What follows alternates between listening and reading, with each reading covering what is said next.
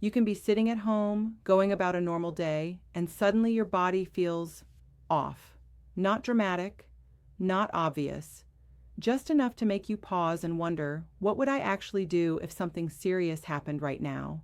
And I was alone? This is something many people quietly worry about, especially as we get older, but almost no one talks about it clearly or calmly. We assume we'll figure it out in the moment, yet stress, confusion, and panic can make even simple decisions feel overwhelming. Today isn't about fear or worst-case scenarios. It's about awareness, preparation, and understanding how small things, your environment, your mindset, your readiness, can make a real difference when minutes matter. Have you ever thought about how prepared your home, or even your habits, really are? Take a moment and share your thoughts in the comments. And stay with me, because one of the most important parts of emergency readiness isn't medical at all, and most people completely overlook it. You can be at home, surrounded by familiar walls, familiar sounds, familiar routines, and still feel a sudden sense of uncertainty about your health. Not panic, not drama, just a quiet question in the back of your mind. If something unexpected happened right now, would I actually be ready? This is a thought many people have, especially as life gets busier or quieter depending on the season we're in. Some live alone, some spend long hours by themselves, some are caring for others and quietly ignore their own needs. And while we don't like to dwell on medical emergencies, the truth is that many serious health events don't happen in hospitals or clinics. They happen at home, during ordinary moments, when no one else is around. That reality isn't meant to scare us. It's meant to remind us that preparation is not the same thing as fear. Preparation is awareness. What often surprises people is that during stressful health situations, the biggest challenge isn't always the body, it's the mind. Stress, confusion, and uncertainty can slow reactions, cloud judgment, and make simple decisions feel suddenly complicated. This doesn't happen because someone is careless or uninformed. It happens because that's how the human nervous system responds under pressure. When something feels unfamiliar or threatening, the brain shifts into survival mode, and thinking clearly becomes harder. That's why so many public health discussions today focus less on dramatic interventions and more on basic awareness.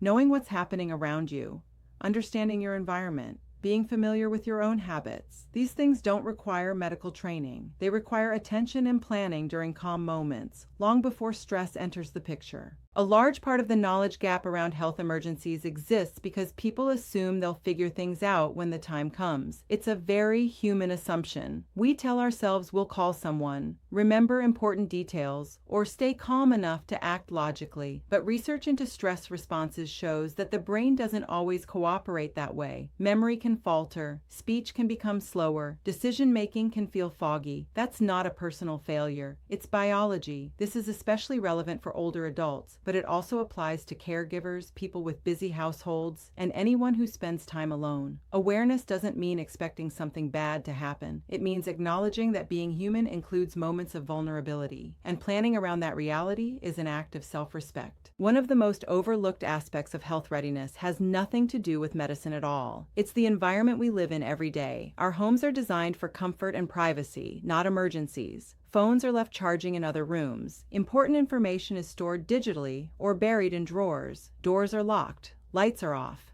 These details seem insignificant until time matters. Public safety experts often emphasize that clear access and communication can influence outcomes during emergencies. Simple things like visible information, accessible phones, or pre-planned contacts can reduce confusion when stress is high. This isn't about turning your home into a clinic. It's about making sure your space supports you when you're not at your best. Another piece that often gets overlooked is how the body reacts to stress itself. When something feels wrong physically, the natural instinct is to tense up, breathe faster, and scan for danger. This reaction is automatic. It's designed to protect us. But during health-related stress, that response can sometimes make the experience feel more intense than it already is. That's why so many wellness discussions today include stress regulation and calming techniques, not as treatments, but as tools for comfort and clarity. Gentle breathing, finding a supportive position, and slowing the pace of the moment can help the nervous system settle enough to think more clearly.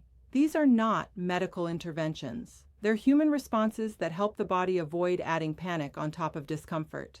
It's also important to talk about medication awareness in a responsible way. There's a lot of information online, some helpful, some confusing, and some misleading. Public health experts consistently emphasize that awareness is different from action. Knowing what medications exist, why they're prescribed, and when they're relevant should always happen in conversation with a healthcare professional, not during a moment of stress or confusion. Understanding your own health plan ahead of time, what you take regularly, what you're sensitive to, what questions to ask your doctor, is part of long-term wellness literacy. It helps prevent misuse, misunderstanding, and assumptions that can do more harm than good. The goal isn't to self-manage emergencies. It's to be informed enough to avoid dangerous guesses. In recent years, technology has added a new layer to personal safety. Devices, phones, alerts, and even smart home features can support communication and access when someone needs help. At the same time, human connection still matters deeply. Neighbors who check in, building staff who recognize routines, family members who know when something feels off. Community is one of the most underrated forms of health support. Living independently doesn't mean living in isolation. Many people quietly build systems that allow them to maintain dignity while staying connected. That balance between independence and support is becoming a central theme in modern health conversations, especially as populations age and lifestyles change. What ties all of this together is a shift in how we think about preparedness. It's not about expecting emergencies. It's about reducing uncertainty. It's about knowing that if a stressful moment ever arises, you've already done some of the thinking in advance. You've created an environment that supports you. You've reflected on your habits. You've acknowledged that needing help is not a weakness. It's a normal part of being human.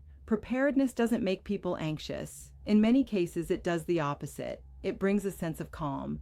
It replaces vague worry with quiet confidence, and it allows people to focus more on living well day to day rather than avoiding uncomfortable thoughts altogether. If this conversation resonates with you, you're not alone. Many viewers quietly think about these things but rarely hear them discussed in a calm, practical way. If you'd like, take a moment to share your thoughts or experiences in the comments. Sometimes simply reflecting out loud helps others feel less alone. And if you found this perspective helpful, consider liking or sharing the video so it reaches someone who might need it today. In the next part, we'll continue exploring how small, everyday choices shape long-term well-being in ways most people never realize, and why paying attention now can make life feel steadier, not scarier, as the years go on.